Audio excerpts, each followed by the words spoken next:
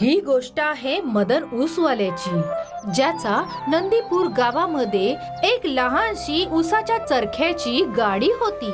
गावातले सगळे लहान मोठे मदनच्या ऊसाचा रस मोठ्या प्रेमाने प्यायचे. बघता बघता मदनने खूप सारे पैसे कमावले. अगं ऐकलंस का, आता आपल्याकडे इतके पैसे जमले आहेत की आपण शहरामध्ये सुद्धा दुकान सुरू करू शकतो. हे देवा, माझी नेहमीच इच्छा होती की आपण शहरामध्ये राहायचं. हो हो, लवकरच तुझी ही इच्छा सुद्धा पूर्ण होईल.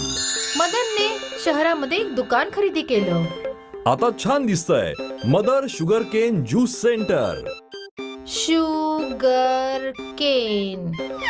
अगं ए, उसाला इंग्रजीमध्ये शुगर केन म्हणतात. बरं बरं, पण हे इंग्रजीमध्ये का लिहिलं आहे?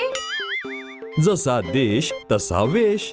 गावाकडे सगळे मराठी वाचायचे म्हणून त्यांच्यासाठी मराठीमध्ये बोर्ड होता, आणि शहरात सगळे इंग्रजी वाचतात म्हणून हा त्यांच्यासाठी इंग्रजीवाला बोर्ड. खूप चांगलं आहे.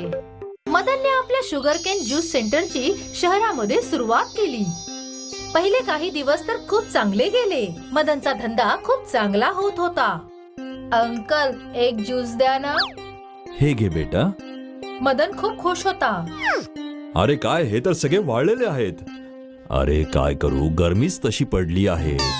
पण याने माझं तर नुकसानच होईल, कारण की ऊस आधीपेक्षा जास्त लागतील. तू व्यापारी आहेस की मूर्ख आहेस? कोणताही व्यापारी आपला फायदा असं कसं कमी करू शकतो? मग मी काय करू? बाजारामध्ये सेक्रिन मिळतं, त्याचं तू मिश्रण बनवून ठेव आणि ऊसाच्या रसामध्ये ते मिसळून विकत जा. पण कोणाला काही कळलं तर? अरे कोणालाही नाही कळणार आणि कोणाला काही होणार नाही. सगळं हेच तर करत असतात. मदनने सॅक्रिन बद्दल खूप विचार केला. कदाचित तो व्यापारी खरं सांगत असावा. अखेर आपलं नुकसान कोणी कसं करू शकतं? शहरात तर या गोष्टी सामान्य असतील. मदनने निर्णय घेतला की तो पण तेच करेल. दुसऱ्या दिवशी मदनने बाजारातून सॅक्रिन खरेदी केलं आणि व्यापाराच्या सांगण्यानुसार त्याने सॅक्रिनचा घोळ बनवून एका डब्यामध्ये भरून ठेवला. आतापासून तो प्रत्येक ग्लासामध्ये सॅक्रिनचा घोळ टाकत होता. अरे वा अंकल, आज ऊसाचा रस खूप जास्तच गोड आहे. खूप चांगला अंकल, खूप चांगला. आपल्या ऊसाच्या रसाची तारीफ ऐकून मदन खूप खुश होता. मग त्याने तो सिलसिला चालू ठेवला. तो मुलगा रोज ऊसाचा रस प्यायला मदनच्या दुकानात यायचा. एक आठवडा निघून गेला आणि मदन आज त्या मुलाची वाट पाहत होता.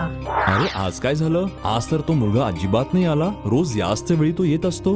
मदनने खूप वेळपर्यंत वाट पाहिली, पण तो मुलगा नाही आला. दुसऱ्या दिवशी पण मदन त्या मुलाची वाट पाहत होता. काही वेळाने त्याला त्या मुलाचा दोस्त दिसला. अरे मुन्ना, जरा ऐक तर. हा अंकल, बोला. तो मुलगा कुठे आहे जो रोज इथे येऊन उसाचा रस प्यायचा? 2 दिवसांपासून दिसलाच नाही. कदाचित तुम्ही रवी बद्दल बोलत आहात. तो खूप आजारी आहे. का? काय झालं त्याला? Food poisoning. 2 दिवसापासून त्याने काहीच नाही खाल्लं. सुकून काटा झालाय. डॉक्टरने त्याला ग्लुकोजवर ठेवलं आहे. त्याचे आई वडील त्याची ठीक होण्याची वाट पाहत आहेत. तो मुलगा तिथून निघून गेला आणि मदन विचारात पडला. हे सगळं माझ्यामुळे झालंय. एका धडधाकट सुदृढ मुलाला मी आजारी पाडलं. मी खूप पापी आहे. स्वतःच्या फायद्यासाठी मी इतरांच्या जीवाशी खेळ खेळलो आहे. मदनने तो सगळा सॅक्रिनचा डबा तिथेच फेकून दिला आणि तिकडेच रडत बसला.